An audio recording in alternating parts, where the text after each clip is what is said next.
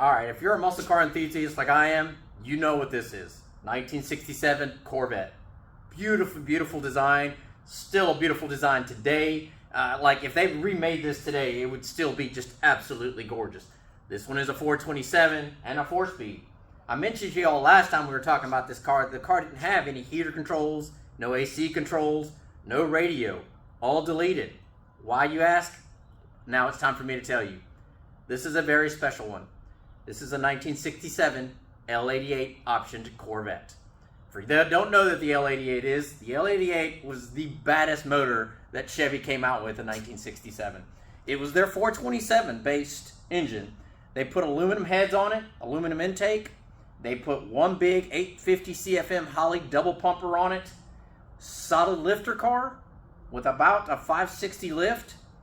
This engine that went in this car had 575 horsepower and about 500 foot-pounds of torque.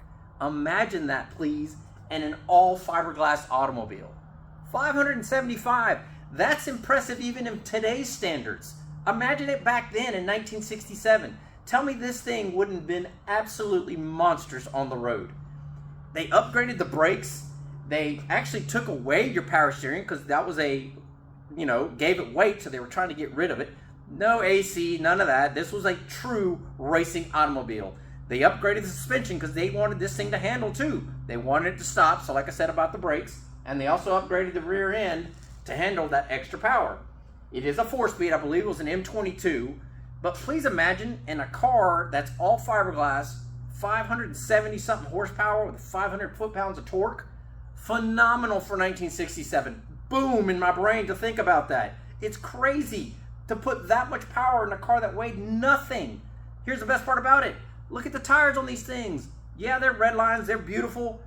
Hysterical to try to keep power to the ground. And these things right here. The side pipes, if you weren't careful, you were going to burn your legs getting into this thing. We're going to go into this thing a little bit more. I'll start it up for y'all, let you take a look at it. I'll also let y'all look at the motor. It is unbelievable what this thing can do. Open up the hood and show you this amazing engine. Let me show you the inside of this car and show you what I mean here. So yes, it's a basic 427 interior car, but look right here. This is the whole part that was different about it. Yes, it still came standard with the clock, but you had no options. This is where your heater controls would be, your radio, AC controls if you had AC. Yes, it's a 4-speed car. There's this. Now I want to show you all this. This one on this particular model is completely faded out. This is a factory sticker, never been removed. They used to say it. I remember seeing this car a long time ago and you could see it, but now it's totally gone. It would say, this engine only takes 103 octane. Anything less can cause internal engine damage. Did y'all understand that? 103 octane. There was stories that said back in the day that that's what kept the car from selling so good with the L88, because getting 103 octane was so hard.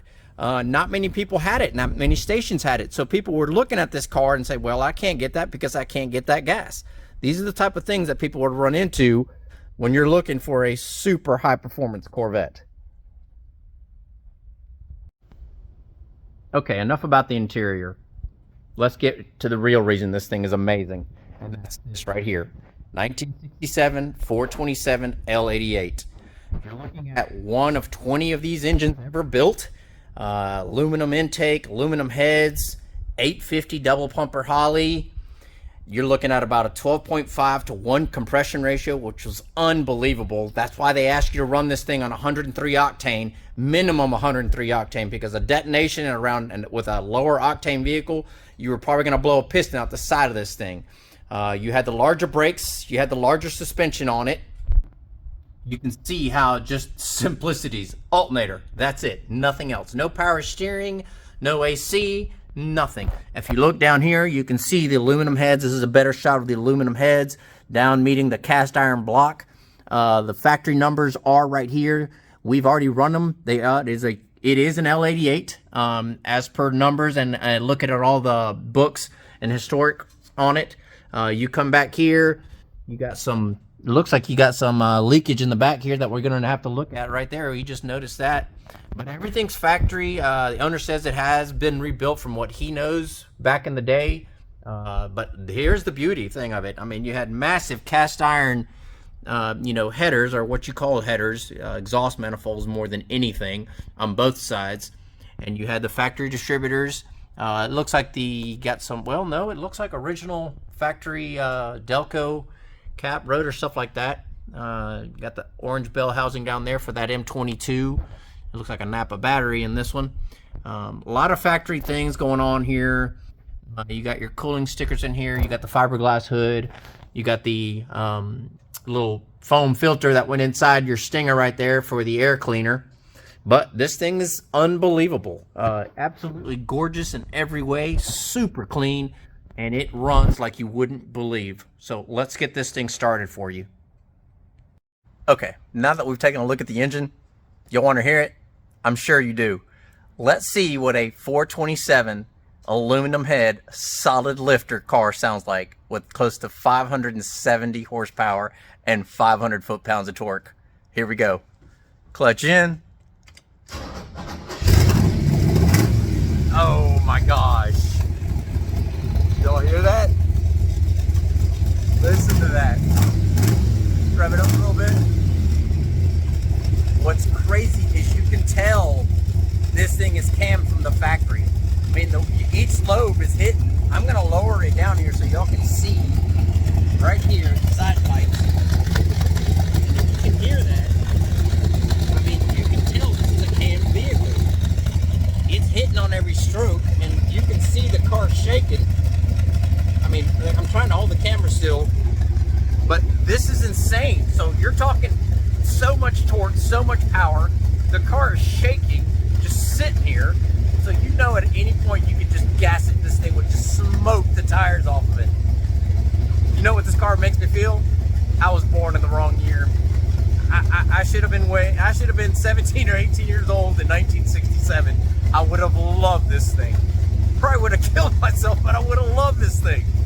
And the smell right now with the raw fuel, this is a true muscle car, guys. You don't get this from today's vehicles. This is why these cars and the Shelbys of 67 and 68 were phenomenal. You don't get this from today's cars. The feeling you get in your chest and your stomach. And the way, it feels like a race car. It feels like I'm in a NASCAR. It sounds like a NASCAR. Today's fuel-injected cars, I'm sorry, you just don't get this feeling from it. You just don't. It's so much better out of something like this, old school.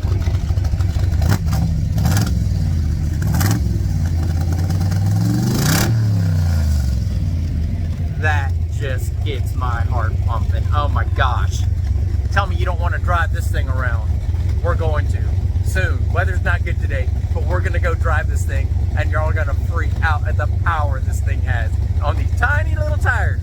But Corvette in 1967 with an L88, scary automobile, even in today's standards. Be back for another episode. Thanks, guys.